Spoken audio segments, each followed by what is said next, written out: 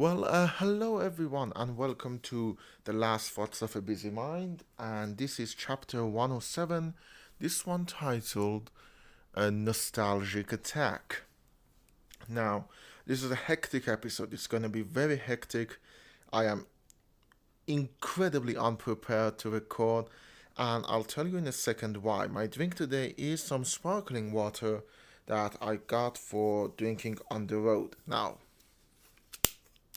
oh, that was less dramatic. I just opened it. There was no psst. I think there was a leak in the bottle because it's not very fizzy. Anyways, now I just threw a lot of information at you. Hectic, sparkling water on the road. Well, let me let's get down to it. I'm recording this at 11:19 p.m. on Friday in my time, and you those of you who listen to this series long enough probably already are familiar with my OCD and know that I like to get an episode out before 12 a.m. of the next day. There's a chance this might not happen because of, well, the net speed in Iran and just the general process of I need to fit this to a application who creates the video for it, and that takes some time, the upload speed, writing the description and all of that. And I am semi ready to deal with the fact that I might not be able to get an episode out on time, which means like it be an hour late probably. And I'm saying semi ready because I'm actually not ready. I'd be incredibly disappointed if I don't manage to do it. The only thing easing the sting on that, the OCD sting, is the reason why this happened. Why am I recording at such a late hour? I literally, and I do mean it literally, stepped into the house. I was out, not out of the house, I was out of the city for 2 days. I went to my hometown of, for those of you who don't know, I've talked about it quite a lot back in the first season, so it's been a while.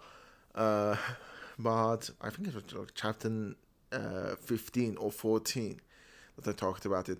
I was born in Esfahan, which is a city in Iran, and I went there. We went there yesterday morning and returned tonight. Just a 2 day trip.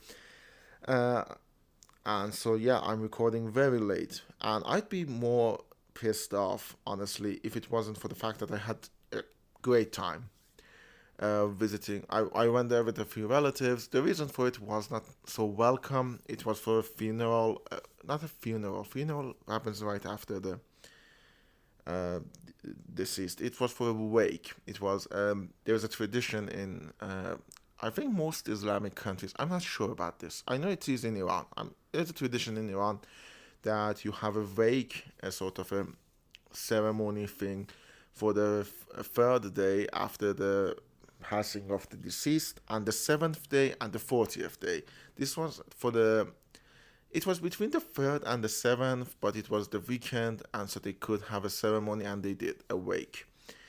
And I went there with a few relatives, my paternal family, and the reason the deceased was my grandmother's sister, my dad's aunt, and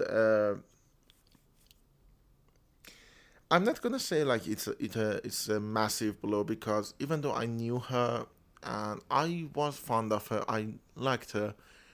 She was I wasn't adoring her. She wasn't a massive personality in my life, but it was a massive personality in my grandmother's life, and I do adore my grandmother. I am very close to my grandmother.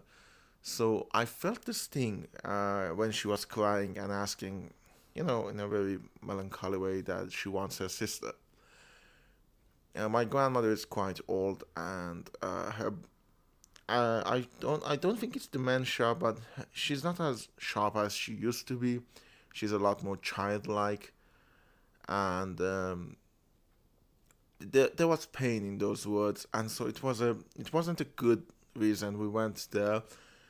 Uh, but you go there with a lot of relatives. I do love my paternal relatives. I'm a family man in general, and it doesn't seem like it, but I am. So it was pretty fun. We went. I saw my cousin, my cousin's son, and the reason I'm calling this one nostalgic attack is because it really was. On the first day, we went to the neighborhood where I was born, and saw my grandmother's old house and just talked about how things have changed, what these streets used to be.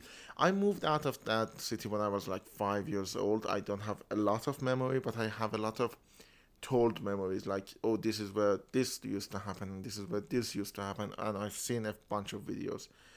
And I do have vague recollections. So the first day there was that, and then we went for the wake, and it was like between Tehran and Isfahan by car, which the route we took is around 4 hours of like non-stop. And the road isn't the most exciting thing to see. It's a lot of deserts, which is great. Like I love westerns, and so it was a great scenery. And I had ideas for like a billion movies to make there, if only I could.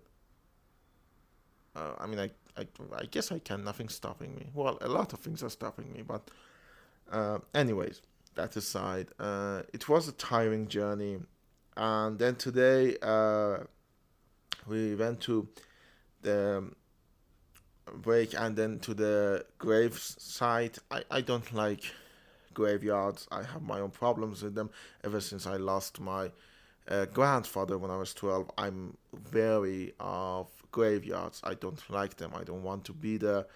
And just being there makes me nauseous. But I had to be there. I met with a bunch of my late grandfather's sister, my dad's other aunt, and just talked to a lot of people I haven't seen for quite a long time. Some of them my cousins I haven't seen for years. So yeah, that happened, and then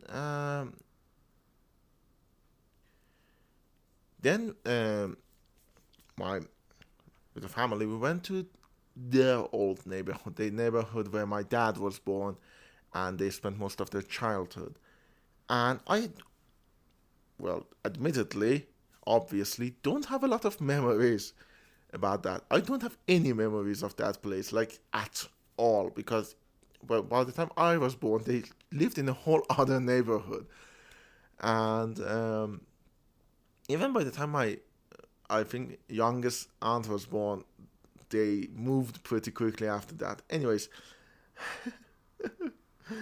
we went there, but I've heard a lot about that place, and just the sheer power of their nostalgia affected me. It was a nostalgic attack. For someone else's nostalgia, not mine. Like, I honestly don't know, but just the way they were talking and the way they were interacting with these old houses and these old people and talking about people they used to know and things they used to do, and my grandmother remembering some of them, which is a great deal for her. It was just a nostalgic attack, and it was more fun than I am willing to admit. I am not a nostalgic person. I think I am not like prone to it. There are stuff that I think, oh, I have a nostalgic feeling for that, and that affects my judgment of that thing. Certain movies may not be as good as I remember them, but I want to think they are. Certain music, certain shows, certain stuff may not be as good as I would have judged them if I didn't see them through, well, nostalgic goggles. But I'm not a nostalgic person in that regards, that I try to not let that happen. But I am fascinated by history and like tales and like family. Like, okay, I'm not gonna tell anyone this, and I'm just gonna allude to it. I'm gonna tell my people who know me in real life. I'm not gonna say it here. I learned something incredibly cool about my grandmother's paternal side, which is like really cool. I can't tell it, but like stuff like that, I love. Something about the family history. And just being there, it did affect me because I love hearing other people's lives. I guess in a way it can be construed as sad because it meant that I don't have an exciting enough life that I'm living through these people vicariously. But I want to chuck it up as like storytelling because that makes it less sad. I just love the way they've lived. I want to know about their lives. I want to know how they lived. And yeah, this was that. There was a lot of nostalgia showing different houses and telling me about, well, this is where this person lived and this is where this person lived and we used to do that and we used to do that. And it just, I know it literally is real, so this may not make sense. It felt like a backstory to a movie that was incredibly interesting. I love listening. Like, one of the things I love is listening to old people tell the tales of what happened when they were youth. I know when they were young, when they were young. I know that's not something a lot of people love, but I do. I love to hear old people just, talk about life because they tell these weird stories that you may not have known, but at the same time, it's part of the embedment, embedding of that culture that they lived in. Like, for example, when my paternal family, when they were very like when they were very young, they used to weave carpets. They used to make carpets. I don't know is weave a correct word. They used to make carpets as a side hustle, not like as their full time job. My grandmother, as a side hustle, everyone apparently in that whole neighborhood used to weave carpets, and my paternal family was one of them. And like the way they talk, like one of the things my aunts told me that I hadn't honestly noticed before is their middle finger on the right hand, because of the way they weave carpet, are a little bit wider than the rest of their fingers. There are like marks from the years of making carpets. And it's just incredibly interesting that it is part of that culture of that region of that time that everyone was doing it, and it has left a mark on them. I know this sounds incredibly boring unless you're me. I love details like this. I love shit like this.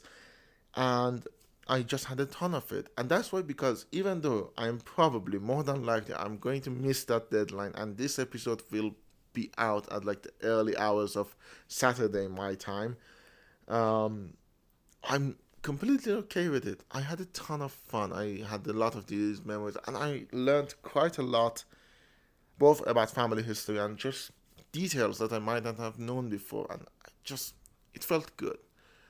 Um, and in the last episode, by the way, I know I said Taskmaster has apparently come out. I haven't watched it. In fact, I haven't watched anything.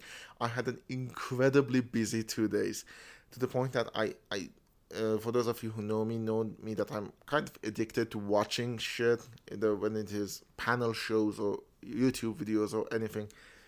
I haven't seen anything for the past 2 days, which is a lot for me.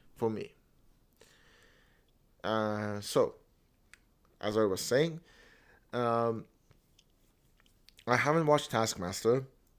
Probably by next week, I will definitely watch it and do probably an episode on it. Um, but I told you last episode that I haven't done anything, and honestly, I haven't. I haven't done anything to this week either. But starting yesterday, I am like cramming a lot of travels in, because in 8 hours, around 8 hours, I need to be in the airport. Actually, it's more like 7.5 hours. I need to be in the airport because I am traveling to another city and then returning to Tehran, the capital, on Monday. And on Wednesday, my uni starts. And so, great. I have built this tower of pain and suffering, and I will live in it. Uh, no, actually, I'm kind of excited. I don't like traveling. I've talked about it in season 6. Traveling is funny. Um, I'm not a massive fan of traveling, but I am excited. Like, I want to go and see my family in Tabriz, another city in Iran, and I know it means that the by this time next week, I'm gonna be fucking dead, like physically. But I'm still excited for it. I'm gonna meet them, and it's gonna be fun. But I'm cramming a lot of travels in, and aside from that, I haven't done anything, and it bugs me. But at the same time, I'm like, I don't want to be too hard on myself. I know there is a part of my brain, there is this voice, that mean little voice in the back of my head that says, oh, not being hard on yourself, huh? So you're basically excusing your lack of action. And that might be partially true. It's not fully, it is partially true. But at the same time, I don't want to listen to that voice because, as I said, it's a mean little fucker. And it's not always right. Most of the time, it is incredibly wrong. And it just wants to make me feel bad. But no, I haven't done anything because, yeah, I wasn't feeling well. Um, there was a lot of other stuff that happened that I wasn't planning, so I was dealing with that. And in general, yeah, I was fucking lazy. So what? It's not like I've always been lazy. Actually, I have, but that's beside the point. Um, I just haven't done anything. I will. I am aware of that problem. It's not like I'm justifying it. No, I just wasn't feeling. I was lazy. I was having a little bit of time off. And the past few months have been so draining in every imaginable way possible that sometimes you just need to know to fucking deal with this shit. Just need to be with yourself. Yeah. Anyways, I don't think I'm gonna make it, and that bugs me. That really bugs me, but I'm not gonna let it bug me. I had a ton of fun, and I literally, as I said, walked into the door, and in 8 hours, 7.5 hours, I'm gonna be out of it again and going to another place. But I had a good time, and I'm gonna have a good time, I think. So, yeah, that's what happened. The start of the week, nothing. Like, throughout the week, nothing happened. Then at the last 2 days, on a incredibly action-packed trip, to the point last night I think I passed out from exhaustion. I was like, "Yup, nope, I'm gonna go," and it's just, yeah, it was fun. Even though, again, the reason for going wasn't very fun. It mortality honestly bothers me. One day I might do a whole episode on it, on a whole existential crisis I have. I don't want to because I don't want to think about it, but it's there and it's hurting. And while I was in the graveyard, I was looking at all of the graves, and I felt like, oh, all of these people were people, and they had like hopes, dreams, and lives, and so many of them just go.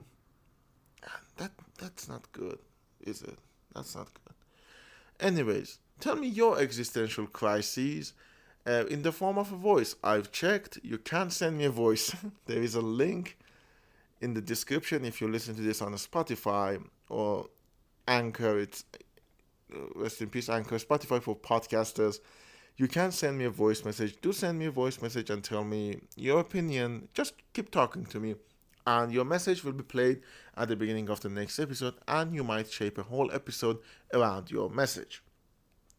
Aside from that, don't forget to, if you listen to this on YouTube, don't forget to subscribe and comment and share. If you listen to this on any other podcast platform, there are ways of reaching out to me. There is an email probably, and if you listen to this on Castbox, you can send a comment and I will read them on this show. I will see you next week.